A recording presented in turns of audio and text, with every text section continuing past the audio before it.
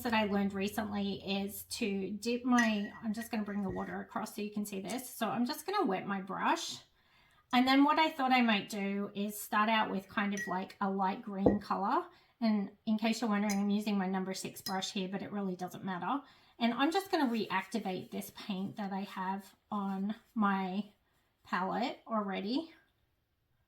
Just going to add a little bit more water. And so what I'm going to do is I'm going to run my brush around the top of this jar. And it doesn't have to be perfect, but just so that some of that watercolor is sitting on the top lip of the jar. And this is going to form the basis of my beginning of my wreath. And so I just want to kind of center it on my page a little bit. And I'm going to turn it just slightly. And then that gives me the base of the wreath. And so this is something that I like to work with because A, it's laying down some color. B, it's a much better circle than I could ever draw by myself. Alternatively, if you're not comfortable working directly with watercolor like this, you could trace around the jar or whatever you choose to use as your circle with a pencil first. But I actually like going over it a couple of times to give it a little bit of depth and dimension. So I'm just starting out purely like this. I'm going to do one more round, I think. And this is a great way to use up any leftover paint that you have that you love the color of, and it's just saved on your palette. Okay, I'm going to rinse my brush off and set it to the side. And I'm going to come a little bit more this way, I think. And that's it for the jar. And I'll wash that off later. But as you can see, what that does is it gives you a really great base to work off of. I've chosen to use cold press paper for this particular project, which makes it sound a little bit rougher if I rub my hand over it.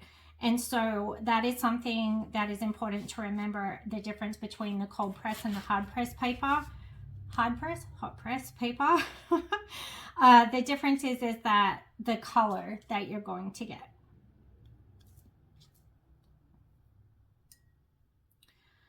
So what I'm going to do now is start out making some leaf shapes, and we had talked about this earlier. So I've just wet my brush. Again, I'm still using the number 6 brush.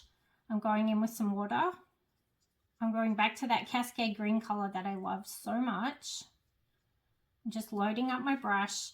And now I'm going to make some little leaf shapes, kind of just around the circle, coming around.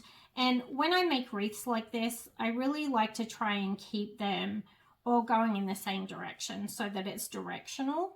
I just feel like that really kind of helps your eye follow it around. And I may even choose to only do a partial design on this with just a few leaves on this side. And let's just see. So I'm just going to pull this down and make a leaf shape there. And I didn't end that very well. And I like to do my leaves at different angles just to make it look a little bit more realistic.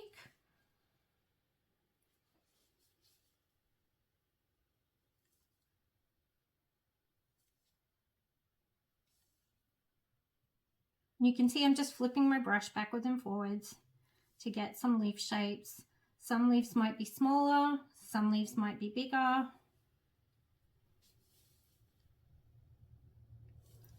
And again, if you decided that you're more comfortable turning the paper to paint in a certain direction, you can certainly do that too. I don't mind if some of these leaves are not the greatest shape, because I'm an imperfect artist. I don't mind things looking a little bit shabby.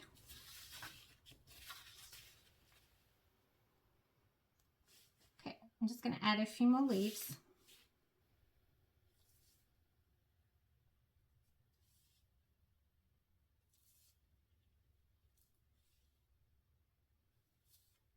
And I'm doing that technique I showed you in the warm-up of just pressing my brush down and pulling it back up.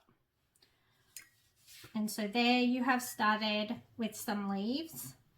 In order to give it a little bit of dimension, I'm now going to come in with a lighter color green and add some other leaves. And this green is called Serpentine. And it's basically the same green as the leaf shape that I chose. The leaf shape, the round circle shape. And I'm just going to add some smaller, lighter green leaves here and there, just to kind of give it a little bit of depth and dimension. And you don't have to put them all the way around. You can just put them where you think it makes the most sense from a visual perspective, or just use gaps that you might have. And if you accidentally run into a dark one like I just did, those two colors are actually going to bleed together, which I think is really actually quite pretty also. So I'm okay with it wanting to do that.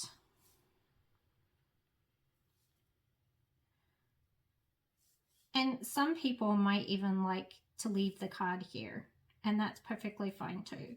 So if you're kind of a minimalist kind of person and this is all you want to do, then that's okay too. I'm going to take mine obviously a little bit further. So I'm just going to leave that there. And what I need to do is I need to dry this. And so I do have a dryer handy, and I'm just going to grab it. It's just behind me. Give me 1 second. And so I'm just going to use my heat gun to dry this so that I can move on to a different color.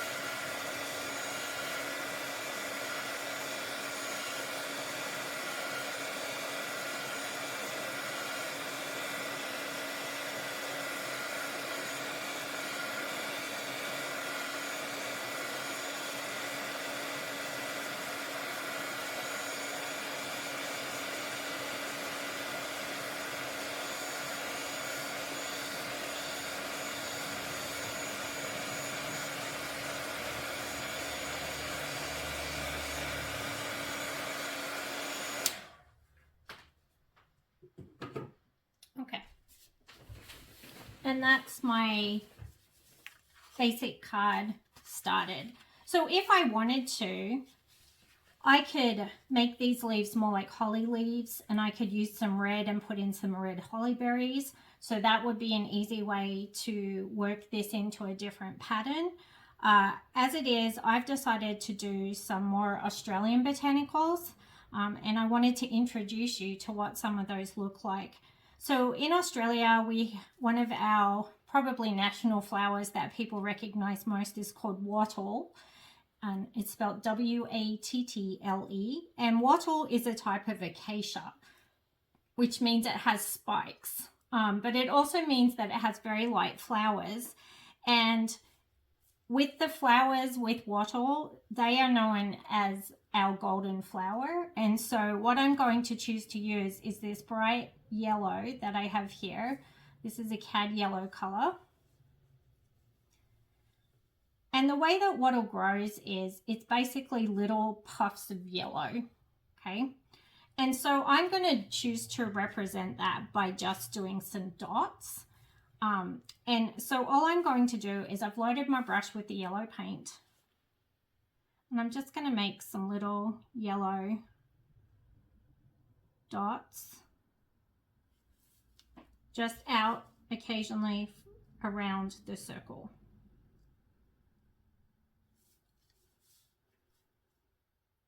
And they do tend to grow out on branches a little bit. And so that's why I'm kind of just doing little, almost like a triangle of yellow dots. Let's see, where do I want to go next? I'd like to put one here. And I don't mind if my dots don't come out perfectly round.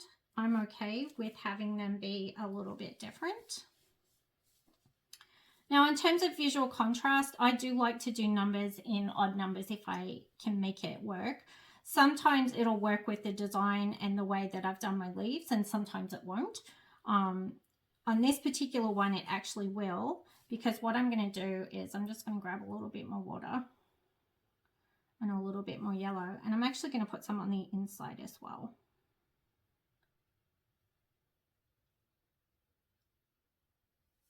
Okay, and that's it for the wattle. It's very simple, but it's very pretty. The next little flowers that I'm going to do are called gelatin wax flowers, and they are just like a little 5-petaled flower with a dark center. So what I'm going to do is I'm going to do some petals. I'm choosing the opera pink because this is Wendy's favorite color. You're welcome, Wendy. And so I've loaded my brush with the pink using this same brush.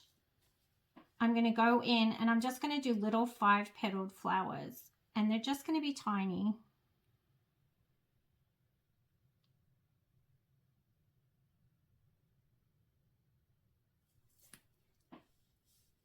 And again, I want to do some on the inside, so I'm going to do one over here.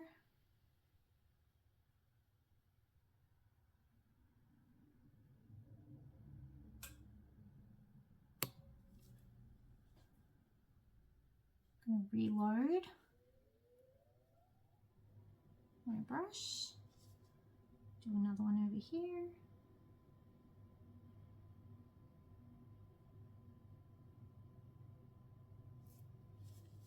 Maybe one here.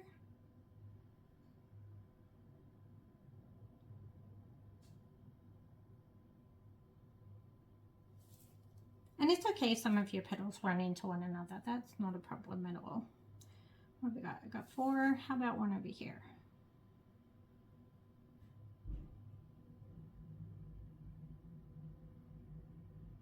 All right. So that gets the outside of those done. Now I'm going to be very brave, and I'm going to use a dark purple color. This color is called Imperial Purple that I'm using. And so I've loaded my brush. It's relatively wet, and there's a reason for that. Okay, so I've loaded the brush with the purple, and now I'm going to drop into the center and just touch the insides of those petals so that it bleeds just a little bit into those petals.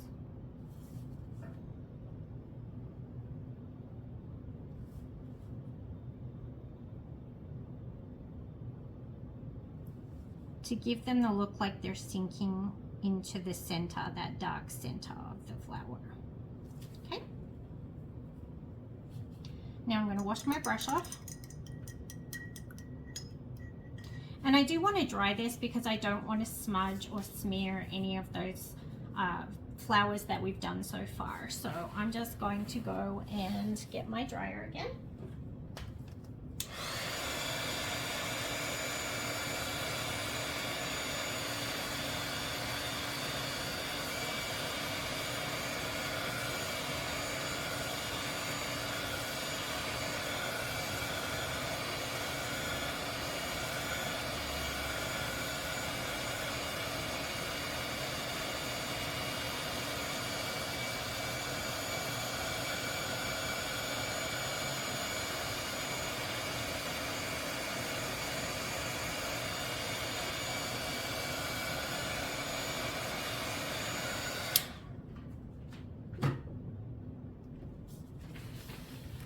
And so now you can see the card.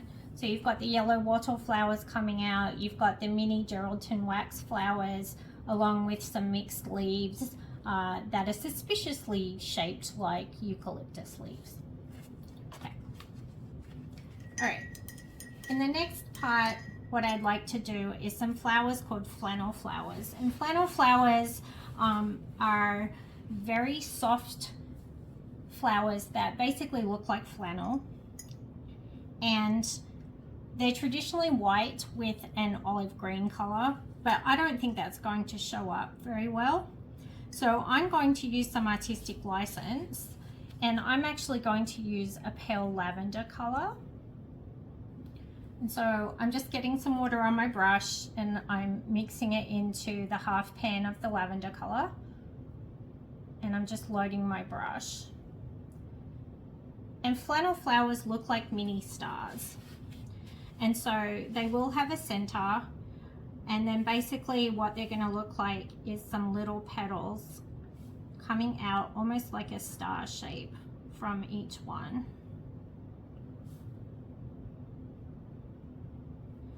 And you're just going to do however many you can fit around the star shape. And the smaller the brush, probably the easier it is to do these. Okay. Let's see, where would I like to go next? I think I might even do one right next to it. So each little petal, I'm having to do these pretty finely because they're so little. But again, it is kind of like a star-shaped flower. So if you can get it to go like that, that would be great. And if you want to fill your petals in, that's fine. If you want to leave them a little bit empty, that's okay too. So I'm just going to go around the edge of this and add some more flannel flowers.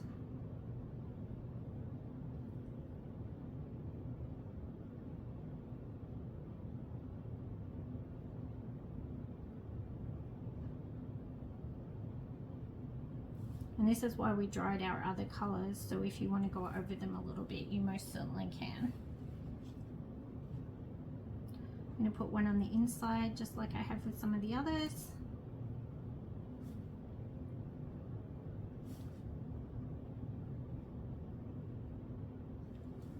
Okay, I'm going to put another one out here.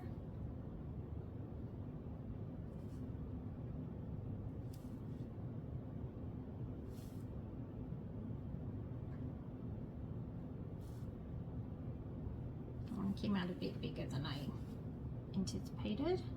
That's all right, we'll figure it out. Okay. Just however many petals you want to put on there that you think will fit around the circle the best way.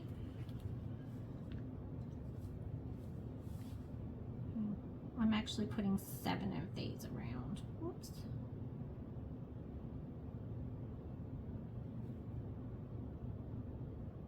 Okay, and again I'm going to rinse my brush off. So now you can see I've got the flannel flowers, I've got the gelatin wax, I've got the yellow wattle,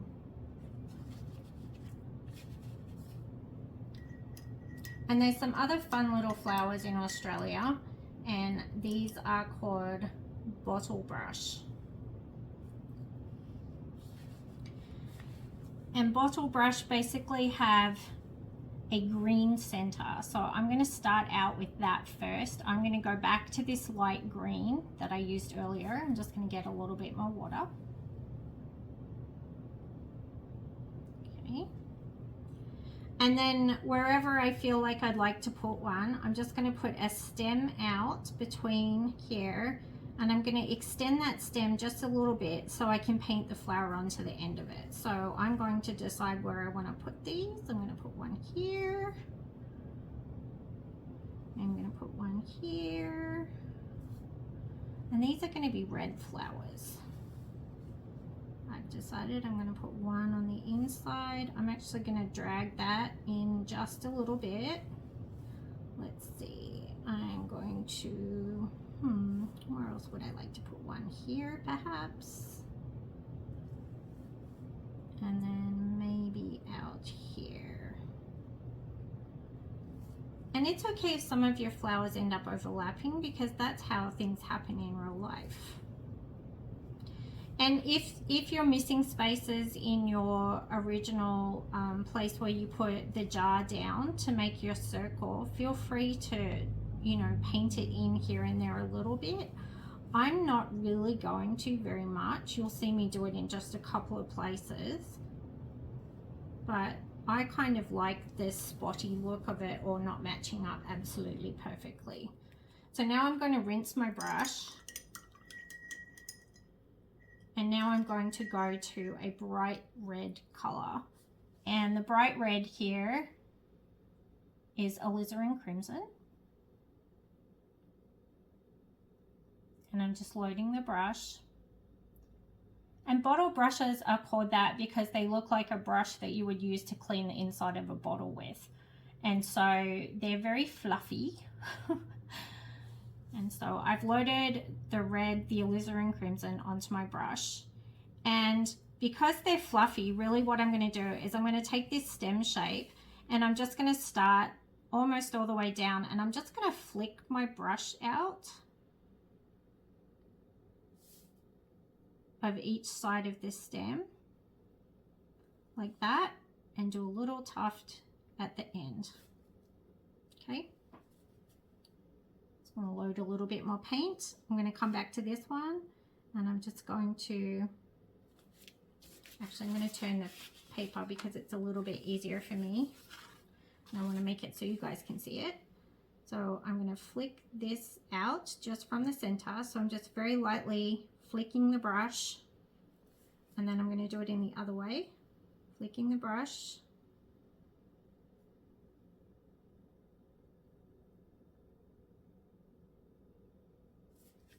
And put a little bit at the end. I'm going to fill this one in just a tiny bit more. Okay, there's some bottle brush. I'm just going to quickly do the others.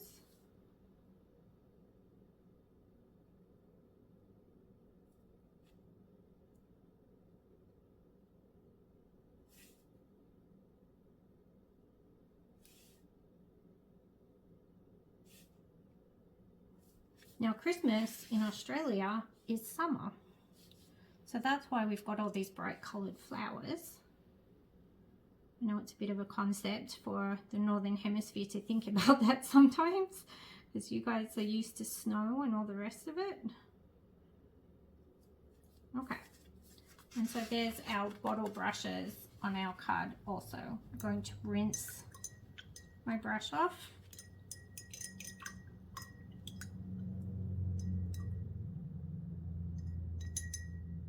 And I am using the number 4 brush. So what I'd like to do now is add some eucalyptus blossoms. And eucalyptus blossoms are probably the most iconic Australian flowers that there are. They come in a range of colors. And the color that I'm going to do mine in is this color here, which is called Aussie Red Gold.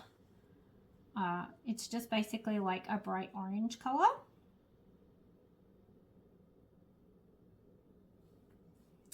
And eucalyptus blossoms, the way that we're going to paint these is it's basically going to be a half a circle that you'll fill in.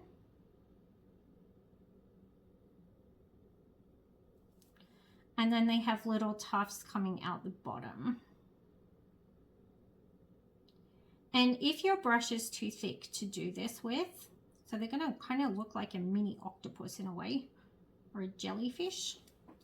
If you feel that your brush is too thick like that is, you can come in, this is where the skewer comes in handy, right? So I just wet the skewer, I'm going to put it into that paint a little bit, and then this is where I can kind of draw this out using the skewer to drag that paint out a little bit. The other thing I could do is these flowers would also have a stem. So I'm adding a stem into this one. Okay. And sometimes these flowers grow from green bases. So that half circle could also be green. So I'm going to make it a green little half circle with a stem. And I'm just going to add a few of those around my circle. And then I'll come back and add in the orange blossoms in just a moment. So I'm just doing a stem with half a circle on the end of it, and a stem with half a circle. And these flowers actually hang down from the tree, so it is kind of good to have them like hanging out of your design, like hanging out on the outside or hanging in on the inside. And I'll show you what I mean by that. So if I'm going to put one on the inside, I'm going to have it hang down, and then I'm going to have the little half circle, and then I'll come back and put the little orange blossoms in. Okay, so these are very simplified versions of these flowers. They're a lot more complicated than this, but because this is a cute little Christmas card, I'm just kind of simplifying the shapes and the designs just a little bit so that it's not too complicated. And as I mentioned in the warm-up video, in case you didn't watch that, I do tend to use a little bit more saturated color. So my colors are very dark. Yours may be very light because you're choosing to do more paler, almost even pastel colors. So I think I had decided I was going to put one here. All right, and let's see, I've got one here, one here. I think I'm going to do one more out this side. Okay, now I'm going to rinse my brush off, and I'm going to dry this so that the green and the orange don't run into one another. Okay, so let me just get my dryer.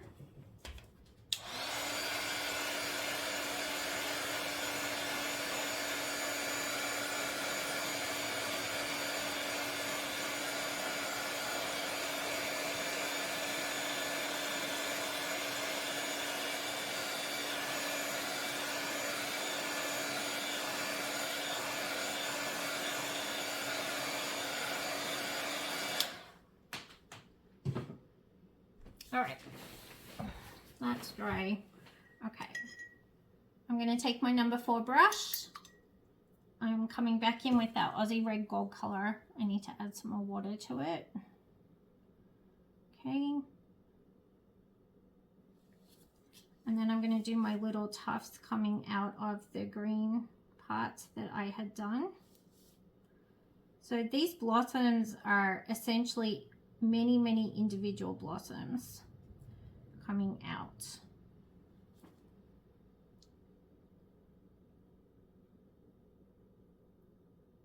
The fancy word for that is inflorescence. If you're a plant nerd, like I might be just a little bit. Okay. All right, so I'm just going around my circle, and I'm just adding these little tufts coming out. And some of you have taken my eucalyptus class where I taught you how to make these eucalyptus blossoms before. So you guys definitely are familiar with these and you know what you're doing. Okay, let's see, who am I missing? Missing some on the inside here. When I was a little girl, we had a storybook called Snugglepot and Cuddle Pie. And any Australians on here will likely know what I'm talking about. And they were little fairies, basically, or bush creatures, characters, that were formed off of these eucalyptus blossoms.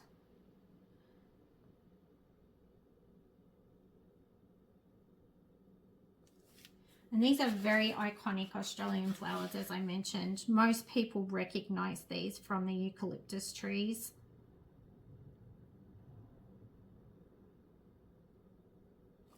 There we go.